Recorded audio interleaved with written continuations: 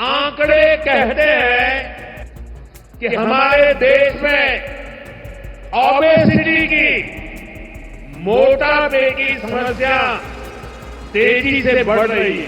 Obesity તો છે જ, એટલે ઓબેસિટી હવે ધીમે ધીમે આ એક પેન્ડેમિક રૂપ ધારણ કરી રહ્યો છે.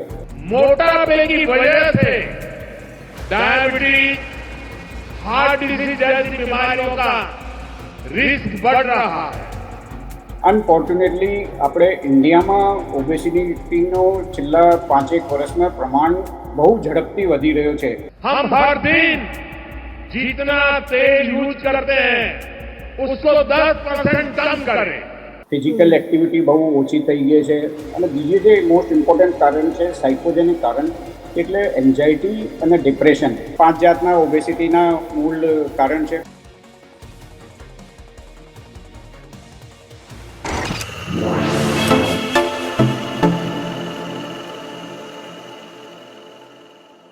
નમસ્કાર, આપ જોઈ રહ્યા છો ગુજરાત તક અને આપની સાથે હું છું સૌમ્યા.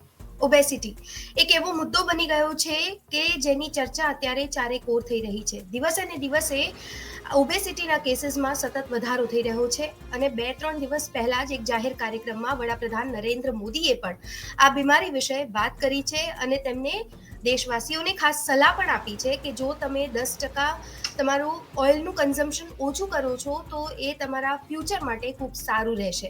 ત્યારે આ ઓબેસિટી બીમારી છે એ શું છે અને શા માટે ઝડપથી ભારતમાં વધી રહી છે?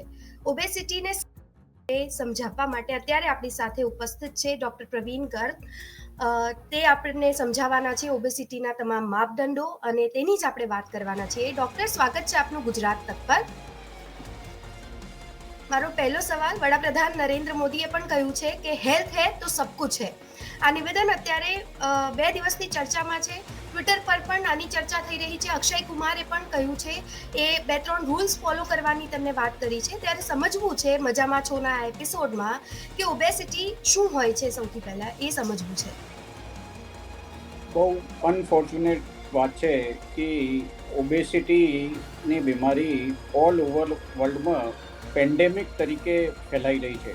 જ્યારે આપણે કોરોના આવ્યો હતો ત્યારે કોરોનાના બધા કહેતા હતા કે પેન્ડેમિક છે. પેન્ડેમિક એટલે આખા વર્લ્ડમાં આનું પ્રમાણ ફેલાઈ રહ્યું છે. તો સેમ ટુ સેમ ઓબેસિટી પણ આવી રીતની એક બીમારી છે જે પેન્ડેમિક સ્વરૂપ એનો ઓલરેડી ધારણ કરી લીધો છે. ઓબેસિટી એટલે એવું નહીં કે ભાઈ તમે આમ જોવામાંથી આમ જાડા લાગો, that is not the obesity. Obesity એટલે તમારા બોડીમાં ફેટનું પ્રમાણ જ્યારે વધી જતો હોય ત્યારે એમને ઓબેસિટી કહેવાય. મેડિકલ લેંગ્વેજમાં વાત કરું તો 2 જાતની વસ્તુ હોય, એક તો ઓવરવેટ અને બીજું ઓબેસિટી. ઓવરવેટ એટલે જ્યારે તમારે બોડી માસ ઇન્ડેક્સ એટલે BMI અમે વેટ અપોન હાઇટ સ્ક્વેર મીટરમાં એ ડિવાઈડ કરીને આવી રીતે કેલ્ક્યુલેટ કરતા હોઈએ. તો જ્યારે તમારી BMI વેટ અને હાઇટના હિસાબથી લેસ દેન 25 હોય તો તમે આના નોર્મલ કહેવાય. 25 થી 30 સુધી BMIને એ ઓવરવેટ તરીકે ગણવામાં આવે છે અને 30 થી ઉપર વધારે BMI હોય તો પછી એ પોપ્યુલેશનના ઓબેસિટીના ગ્રુપ્સમાં નાખવામાં આવે છે. અને આને પણ આગળ 30 થી ઉપર ગ્રેડિંગ પર છે, ગ્રેડ 1, 2 એ પછી સિવિયરિટીના હિસાબથી છે. તો ઓવરવેટ એટલે જ્યારે BMI તમારી 25 થી 30ની વચ્ચે હોય ત્યારે ઓવરવેટ, અને 30થી ઉપર વધારે હોય તો આના ઓબેસિટી કહેવાય. અને બીજું એક વેસ્ટ સર્કમફરન્સ, તમારા કમરના નાપથી પણ તમે ઓબેસિટી કેલ્ક્યુલેટ કરી શકો છો. તો ફિમેલ્સમાં 35 ઇંચ 35 ઇંચથી વધારે અને મેલ્સમાં 45 ઇંચથી વધારે વેસ્ટ સર્કમફરન્સ થતી હોય તો આ એક મેડિકલી ઓબેસિટીની આ એક ડેફિનેશન છે. અને અનફોર્ચ્યુનેટલી આપણે ઇન્ડિયામાં ઓબેસિટીનો છેલ્લા 5-1 વર્ષમાં પ્રમાણ બહુ ઝડપથી વધી રહ્યો છે. અને અત્યારે એક રિસન્ટ સ્ટડીમાં આવી રીતની એક પબ્લિશ થયું છે કે 7% of adult population is at risk for developing obesity. મતલબ આપણે એડલ્ટ્સની 7% પોપ્યુલેશન ઓબેસિટીના ડેવલપમાં એક એમનો રિસ્ક ફેક્ટર છે કે લોંગ ટર્મમાં ઓબેસ થઈ શકે છે. તો ઓવરઓલ વર્લ્ડમાં આમ જોવા જઈએ તો 5 કે 7માંથી 1% તો મને ઓબેસિટી તો છે જ. તો એટલે ઓબેસિટી હવે ધીમે ધીમે આ એક પેન્ડેમિક રૂપ ધારણ કરી રહ્યો છે. ઓકે, એટલે એક પ્રકારનું પેન્ડેમિક થઈ રહ્યું છે, પરંતુ આ મેદસ્વીતા વધવાનું કારણ શું છે? શા માટે યંગસ્ટર્સમાં પણ આ બીમારી છે હવે વધારે ઝડપથી ફેલાઈ રહી છે, જોવા મળી રહી છે? તો મૂળ એનું કારણ શું છે, સર? જો ઓબેસિટીના વધવાના જાતના કારણ હોય છે, તો પહેલો ફર્સ્ટ કારણ આપણે વિચાર કરીએ તો કે આપણે એન્વાયરમેન્ટલ ફેક્ટર, જે તમારે સરાઉન્ડિંગ જે એન્વાયરમેન્ટલ ફેક્ટર હોય જે તમે મોડિફાઈડ કરી શકો છો. તો આમાં મોસ્ટ ઇમ્પોર્ટન્ટ છે કે તમારી લાઈફસ્ટાઈલ એટલે જીવનશૈલી, તમારે નોન ફિઝિકલ એક્ટિવિટી અને ફૂડનો પ્રમાણ, જે તમારે અત્યારે આજનો જે ફૂડનો ચલન વધી રહ્યો છે આમાં રિફાઇન્ડ કાર્બોહાઈડ્રેટ અને સેચ્યુરેટેડ ફેટી એસિડનો ઉપયોગ બહુ વધી રહ્યો છે. અને અનફોર્ચ્યુનેટલી દરેક જગ્યા ઉપર બહારનો આઉટસાઇડનો ફૂડનો ઉપયોગ બહુ વધી રહ્યો છે. આ ઘરની વાત છે કે દરેકના ગમે તે કોઈ પણ હોય તો તરત ઓનલાઈન XYZ એ એપથી અને દે use to ask for online food. તો ફૂડ ડિલિવરી પણ હોમમાં તરત પતી જતી હોય અને એમના ક્વોલિટીના ઉપર પણ ચેકિંગનો કોઈ પેરામીટર છે નહીં. અને ઓવરઓલ બધી જગ્યા જોતા જાઓ તો અત્યારે જંક ફૂડનો યંગસ્ટરમાં પ્રમાણ બહુ વધી રહ્યો છે. ફિઝિકલ એક્ટિવિટી બહુ ઓછી થઈ ગઈ છે. અને બીજું જે મોસ્ટ ઇમ્પોર્ટન્ટ કારણ છે સાયકોજેનિક કારણ, એટલે એન્ઝાયટી અને ડિપ્રેશન, એન્ઝાયટી, સ્ટ્રેસ. આ સ્ટ્રેસના કારણથી તમારે નેચરલી બોડીમાંથી આવી રીતના એક હાર્મોન્સ સિક્રેટ હોય છે જે તમે ભૂખ વધારે લાગવાનો એ પ્રેરિત કરે છે. તો એટલે you goes on eating the things. અને બીજું, જ્યારથી આ મોબાઈલ અને સોશિયલ મીડિયાનો એ ઉપયોગ વધ્યો છે તો લોકો સ્ક્રીન ટાઈમ ઉપર ટાઈમ બહુ વધારે આપે છે. અને તો લોકોનો ફિઝિકલ એક્ટિવિટી બહુ ઓછી થઈ ગઈ છે. ત્રીજું જે કારણ છે કે કોઈને જેનેટિક્સ હોય, સપોઝ ફેમિલી મેમ્બર્સમાં કોઈને પાસ્ટમાં કે સિનિયર મેમ્બરમાં કોઈમાં ઓબેસિટી રહેતી હોય તો એ પણ કારણ થઈ શકે છે. ચોથું કારણ છે હાર્મોનલ ઇમ્બેલેન્સ. જાતની હાર્મોનની ડિઝીઝ, આમ દાખલે તરીકે જોઈએ હાઇપોથાઇરોઇડિઝમ છે, કશિંગ સિન્ડ્રોમ છે, ક્રોનિક જે લોકો સ્ટીરોઇડ લેતા હોય, અને બીજી જે પણ હાર્મોનની PCODs લેડીઝમાં જે છે, ઇન્સ્યુલિન રેઝિસ્ટન્ટ સિન્ડ્રોમ છે. તો જે હાર્મોનલ ઇમ્બેલેન્સ હોય એ પણ ઇનડાયરેક્ટલી ઓબેસિટીને ઇન્ક્રીઝ કરી શકે છે. અને ચોથું મોસ્ટ ઇમ્પોર્ટન્ટ કારણ છે કે ઘણીવાર તમે આડીઓડી દવાઓ લેતા હો, સપોઝ એક્સેસિવ પેઇન કિલર લેવો, સ્ટીરોઇડ્સ લેવો, ફિમેલ્સમાં કોઈ હાર્મોનલ પ્રિપરેશન ચાલતી હોય તો એ બધી પ્રિપરેશન્સના excessive use of this medicine can also cause the obesity. તો એ 5 જાતના ઓબેસિટીના મૂળ કારણ છે. પણ મૂળ કારણ આમાં છે તમારી લાઈફસ્ટાઈલ એટલે લેસ ફિઝિકલ એક્ટિવિટી અને જમવામાં થોડો અનિયમિત ખોરાક. ઓકે, ફૂડ હેબિટ્સ ઉપર જ મારે હજુ પણ વાત કરવી છે, કારણ કે યંગસ્ટર્સ મોટા ભાગે જીવન આટલું વ્યસ્ત થઈ ગયું છે કે આપણે કંઈ પણ ખાઈ લઈએ છીએ, અમુક વાર આપણે ધ્યાન નથી રાખતા, કેલ્ક્યુલેટ નથી કરતા. અને આ બધાની વચ્ચે વડાપ્રધાન નરેન્દ્ર મોદીએ પણ 2 દિવસ પહેલા એવું જ કહ્યું કે 10% ઓઇલ જો તમે તમારા એમાંથી રિડ્યુસ કરો છો એમાંથી, તો એ તમારા માટે ખૂબ ફાયદાકારક છે.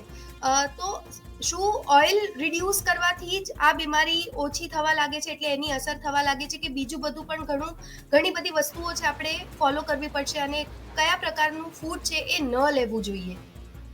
જો આઈડિયલી તમારી જે બોડીની રિક્વાયરમેન્ટ હોય આના હિસાબથી તમારે કેલરીઝનો ઇન્ટેક થવો જોઈએ. અને કેલરી ઇન્ટેક્સમાં પણ તમારે કાર્બોહાઈડ્રેટ, પ્રોટીન, ફેટ અને મિનરલ્સ અને વિટામિન, આનો એક જે પ્રોપર રેશો હોય છે કે ભાઈ તમારે 60 to 70% કાર્બોહાઈડ્રેટ, 25 થી 30% તમારે પ્રોટીન્સ, 5 કે 7% ફેટ, પછી મિનરલ્સ, વિટામિન્સ.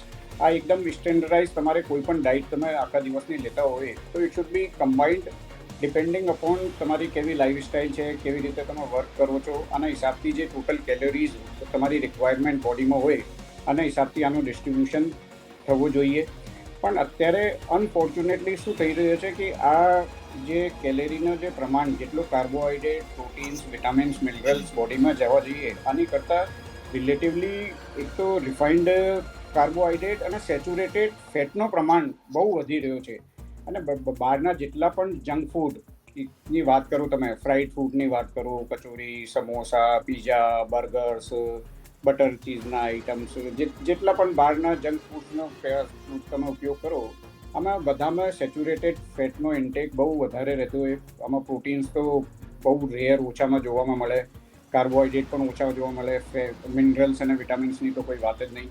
તો તમારે પરસિસ્ટન્ટ ક્રોનિક આવી રીતના જે અનહાઇજેનિક ફેટી સેચ્યુરેટેડ ફેટી યુક્ત જંક ફૂડનો બહારનો ઉપયોગ કરવાથી ગ્રેજ્યુઅલી એ બોડીમાં પછી આ ઓબેસિટી ધીમે ધીમે પછી વધતી જ જતી હોય. ઓકે. તો ઇટ ઇઝ બેટર કે બહારનો ફૂડ અવોઇડ કરવો જોઈએ, સેચ્યુરેટેડ ફેટ્સ અવોઇડ કરવો જોઈએ. એક ડાયટનો જે પર્ટિક્યુલર સ્પેસિફિક ડાયટ હોય, આના રેગ્યુલર કોઈ વાર 10-15 દિવસમાં ભલે એક વાર ઇટ કેન બી અલાઉડ, પણ એવું નહીં કે ભાઈ ડેલી તમે આવી રીતના એક્સેસિવ ફ્રાઈડ ફૂડ કે સેચ્યુરેટેડ ફેટી એસિડ્સનો ડેલી ઉપયોગ કરો તો that can cause you a lot of health problem. Okay. તો એક સારી હેલ્ધી લાઈફસ્ટાઈલ કેળવવા માટે કયા કયા ફૂડનું સેવન કરવું જોઈએ, કયા કયા વધારે હેલ્પફુલ રહેશે, તો આપણે જ્યારે ઘરડા થઈશું ત્યાર સુધી પણ આપણે ફિટ રહી શકીશું? તમારા હિસાબથી એ કયા કયા વ્યંજનો છે? જો most of the time balanced diet રહેવી જોઈએ. તમારે સવારે બ્રેકફાસ્ટમાં પણ હેલ્ધી બ્રેકફાસ્ટ લેવો જોઈએ, પ્રોટીન, સ્પ્રાઉટેડ ફ્રૂટ્સ, વેજીટેબલ્સ લેવો જોઈએ. મિલ્કનો ઉપયોગ પણ કરી શકો છો, કોઈ સૂપ કે જ્યુસનો ઉપયોગ કરી શકો છો. બપોરનામાં પણ તમારે એક હેલ્ધી એટલે 2 રોટલી, 1 સબ્જી, શાકભાજી જોડે જોડે કોઈ વિટામિન્સની કોઈ સબ્જી, ગ્રીન લીફી વેજીટેબલ્સ એ લેવી જોઈએ. છાશનો ઉપયોગ પણ કરી શકો છો. અને ઇવનિંગમાં સિમ્પલ કોઈ ટી કે બિસ્કિટ, અને રાત્રે પણ એકદમ હલકો ખોરાક એટલે ખીચડી કે બીજું છાશ કે ગમે તે જે લેસ ફેટ ઓઇલ્સથી યુક્ત હોય આવી રીતની એક બેલેન્સ ડાયટ લઈ શકો છો. અને જોડે જોડે ફિઝિકલ એક્ટિવિટી બહુ ઇમ્પોર્ટન્ટ છે. ડાયટ કરતાં તમારે ફિઝિકલ એક્ટિવિટી બહુ ઇમ્પોર્ટન્ટ છે. ડેલી નિયમથી સવારે સાંજે અડધો કલાક ફાસ્ટ બ્રિસ્ક વોકિંગ કે એક્સરસાઇઝ નિયમથી કરવો જોઈએ. તો એક બાજુ કેલેરી બોડીમાં જતી રહે અને બીજી બાજુ કેલેરીઝનો બોડીમાંથી એ આઉટસાઇડ જતી રહે. આનો પણ એક કોમ્બિનેશન તો કરવો મસ્ત જ છે. સર, મારો છેલ્લો સવાલ, ઓબેસિટીની વાત જ્યારે આવે ને ત્યારે એક સર્જરીની પણ વાત આવતી હોય છે, બેરિયાટ્રિક સર્જરી કરીને. શું આ સર્જરી ફાયદારૂપ સાબિત થાય છે? જે લોકો હવે જેમનું ઓવરવેટ થઈ રહ્યા હોય એ મોટાભાગે આ સર્જરી કરાવતા હોય છે, પરંતુ આ સર્જરી કરાવવી શરીર માટે ફાયદાકારક સાબિત થાય છે? શું છે આનો રેશિયો? જો ફર્સ્ટ વાત આ છે કે ભાઈ ઓબેસિટી કંટ્રોલ કરવાના બીજા શું મેન્યુઅર છે. ફર્સ્ટ તો જે આપણે જે એન્વાયરમેન્ટલ ફેક્ટરની વાત કરી કે ડાયટ, લાઇફસ્ટાઇલ, સાયકોજેનિક ફેક્ટર, તો એ બધા ફેક્ટરને તમે રૂલ આઉટ કરો કે એના ઉપર કંટ્રોલ કરો તો first it is better to try this thing. તમારે ડાયટ ઉપર બહુ વધારે એક્ટિવલી ફોકસ રાખો, બહારનો જમવાનો ટાળો, નિયમિત રેગ્યુલર ફિઝિકલ એક્ટિવિટીઝ કરો. દવા ગોળીઓ કોઈ એવી ચાલતી હોય જે ઓબેસિટીને ઇન્ક્રીઝ કરે તો એ બંધ કરો. સિલેક્ટેડ લિમિટેડ દવા ગોળીનું સેવન કરો. યોગા, પ્રાણાયામ, મેડિટેશન કરો. આ બધા જે મોડિફાઈબલ જે ફેક્ટર્સ છે આને કંટ્રોલ કરો તો મારી દૃષ્ટિથી ફર્સ્ટ ઇટ ઇઝ બેટર કે તમારે એના કોઈપણ જાતની સર્જરી કરાયા પહેલાં it is better you should give a બોડીમાં એક ચાન્સ આપવો જોઈએ એટલીસ્ટ ફોર ફ્યુ યર્સ કે ભાઈ આથી તમારે કંટ્રોલ થઈ શકે કે નહીં છે. અને બીજી વાત છે કે ઓબેસિટીના કારણથી બોડીમાં ધીમે ધીમે ગ્રેજ્યુઅલી જાતની બીજી પ્રોબ્લેમ્સ પણ થતી હોય. Diabetes, blood pressure, heart, kidney, goal stones, શ્વાસ લેવામાં તકલીફ, વેન્સમાં વેરિકોઝ વેન, ગાઉટ, આર્થરાઇટિસ, વેરિકોસિટી, જાતના એ ઓબેસિટીના કારણથી બોડી ઉપર દરેક ઓર્ગન ઉપર ડેમેજ પણ માઇનર થતો હોય. તો હવે જે સર્જરી કરાવવાની વાત છે આ એક કોઈ પણ આવી રીતની અત્યાર સુધીમાં વર્લ્ડમાં કોઈ એવી સ્પેસિફિક ગાઈડલાઇન્સ નથી કે ભાઈ તમારે આ મોર્બિડ ઓબેસિટી હોય તો તમારે આ ઓનલી એક જ ટ્રીટમેન્ટ છે કે તમે સર્જરી કરાવી લો. કેમ કે પહેલાં તો સર્જરી એક ઇટસેલ્ફ એક કોમ્પ્લિકેટેડ પ્રોસિજર છે અને સર્જરી કરાયા પછી પણ લોંગ ટર્મમાં તમે ફરીથી ડાયટમાં કેટલો કંટ્રોલ કરો અને કેટલો રેગ્યુલર ફોલોઅપ રાખો અને એકવાર વેટ લોસ થયા પછી ફરીથી વેટ ગેઇન થતો નહીં થતો, તો એક આ સર્જરી કરાવવાનો એક ઇન્ડિવિજ્યુઅલ પર્સપેક્ટિવ છે. કોઈ પણ જગ્યા ઉપર આવી સ્પેસિફિક ગાઈડલાઇન્સ નથી કે ભાઈ ડાયાબિટીસની ગાઈડલાઇન્સ છે કે ભાઈ એટલી તમારે બ્લડ શુગર આવે તો તમારે દવા ચાલુ કરવી પડે, બ્લડ પ્રેશરની ગાઈડલાઇન્સ છે. તો અનફોર્ચ્યુનેટલી અત્યાર સુધીમાં કોઈ પણ સર્જરી કરાવવા માટે કોઈ પણ ઓર્ગેનાઇઝેશન ચાહે WHO કે અમેરિકન એસોસિએશન કે ઇન્ડિયન એસોસિએશન કે સ્પેસિફિક ગાઈડલાઇન્સ નથી કે આ લેવલ ઉપર તમારે તકલીફ હોય તો સર્જરી કરાવવી જોઈએ. આ એક રિલેટિવલી એક ઓપ્શનલ સબ્જેક્ટ છે અને સર્જરીના એડવાન્ટેજ પણ છે અને જોડે જોડે સેમ ટુ સેમ ઘણા બધા ડિસએડવાન્ટેજ પણ છે. એટલે તમારે ડૉક્ટરથી પૂરો વ્યવસ્થિત પ્રોસ એન્ડ કોન્સ સમજીને જ આ સર્જરીનો ડિસિઝન લેવો જોઈએ. બિલકુલ સર, એક એવો પણ ભય રહે છે કે જેમને ઓબેસિટી છે એમને હાર્ટ એટેકના ચાન્સીસ પણ વધારે હોય છે. આ વાતમાં કેટલી સચ્ચાઈ? બિલકુલ 100%. Obesity is the very common risk factor for developing coronary artery disease. Obese પેશન્ટમાં કેમ કે ડિસલિપિડિયાના કારણથી કોલેસ્ટ્રોલ વધવાના કારણથી કોરોનરી આર્ટરી ડિઝીઝ એટલે હાર્ટ એટેક થવાની પોસિબિલિટી વધતી હોય અને જોડે જોડે ઓબેસિટીના કારણથી ડાયાબિટીસ અને બ્લડ પ્રેશર આવવાની પણ પોસિબિલિટી સેમ ટુ સેમ રહેતી હોય. તો ઓબેસિટી બોડીના આમ જોવા જઈએ ને તો દરેક ઓર્ગન ઉપર બ્રેનથી લઈને ટો સુધી દરેક ઓર્ગન ઉપર ધીમે ધીમે ગ્રેજ્યુઅલી કોઈ ના કોઈ તો ડેમેજ કરે છે જ. Okay, thank you so much. આપ અમારી સાથે જોડાયા અને આ તમામ મુદ્દા પર વાતચીત કરી તે બદલ અને માર્ગદર્શન આપ્યું તે બદલ ખૂબ ખૂબ આભાર આપનો. Thank you.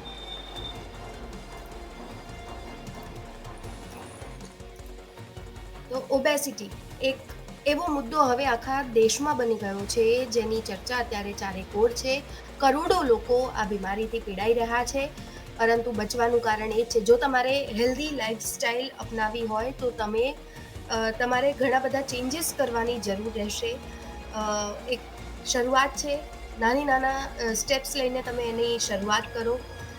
સારું આહાર જે છે એ તમે લો અને એની સાથે સાથે રોજ 10 મિનિટથી શરૂ કરો કે તમે વોક કરી શકો છો, કાં તો ફિઝિકલ એક્સરસાઇઝ છે, કોઈ એક્ટિવિટી છે એ તમે કરી શકો છો, તો તમે ખૂબ જ દૂર આ બીમારીથી રહી શકો છો. કારણ કે જેમ કે ડૉક્ટરે કહ્યું છે કે બ્રેઇનથી લઈને ટો સુધી આ બીમારી છે એ અસર કરતી હોય છે. તો આવનારા દિવસોમાં તમારે એક હેલ્ધી લાઈફસ્ટાઈલ કેળવવી હોય તો તેની શરૂઆત છે અત્યારથી જ તમારે કરવી પડશે. હેલ્ધી તમે ખાશો તો તમે હેલ્ધી વધારે લાઈફસ્ટાઈલ છે એ પણ જીવી શકો છો. જંક ફૂડ બને તેટલું અવોઇડ કરવું જોઈએ અને ફિઝિકલ એક્ટિવિટી છે એ પણ વધારવી જોઈએ. એક્સરસાઇઝની શરૂઆત આજથી જ કરી દેજો. મજામાં છોના એપિસોડમાં અત્યારે બસ આટલું જ. નેક્સ્ટ વીકમાં ફરી મળીશું નવા ટોપિક સાથે, નવા મુદ્દા સાથે. ત્યાર સુધી મને આપશો રજા. નમસ્કાર. આપ જોતા રહો ગુજરાત તક.